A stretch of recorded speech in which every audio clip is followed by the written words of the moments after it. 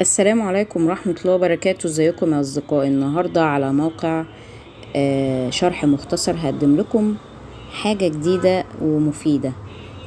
احنا النهاردة طبعا ظهر أداة من الذكاء الاصطناعي أو ال AI المشهورة جدا زي شات جي بي تي وزي جيميناي. النهاردة هنتكلم على حاجة شبيهة لشات جي بي تي اسمها جيميناي. جيميناي دي حاجة برنامج من جوجل فروم يعني ايه تطبيق ذكاء اصطناعي بيقدمه جوجل عشان خاطر اسمه جيميناي جوجل دوت كوم.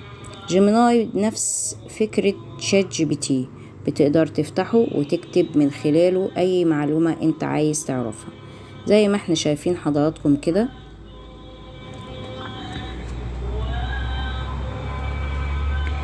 بنفتح جيميناي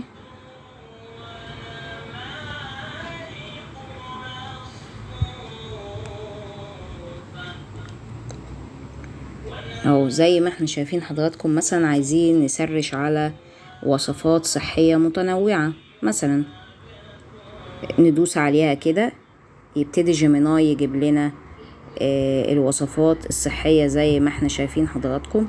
وكمان ال AI بيوفر لك ان انت ممكن تسجل او تصور اللي انت طالبه يعني، وتجيب لك معلومة عنها. يعني ال AI طور من نفسه وبدأ، وكمان يقدر يقرأ لك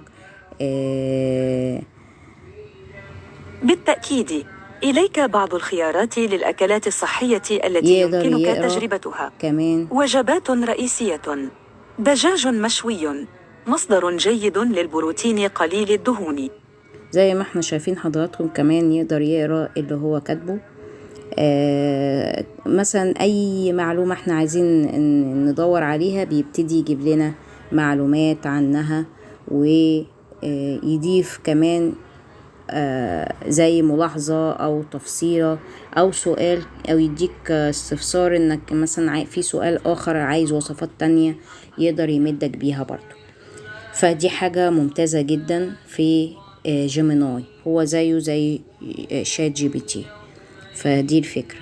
كمان يعني الفكرة انه كمان يقدر يكتب او يقدر يصور، يعني تبعت له صورة ويقدر يشرح لك دي ايه. فهذا التطبيق رائع، وكمان بيكتب وورد عليه كمان، وبيكتب حاجات كتير قوي.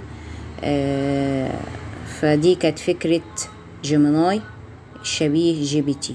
ودمتم في خير، والسلام عليكم ورحمة الله وبركاته. تنسوش الاشتراك و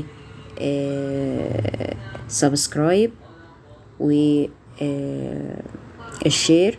ودمتم في خير، والسلام عليكم ورحمة الله وبركاته.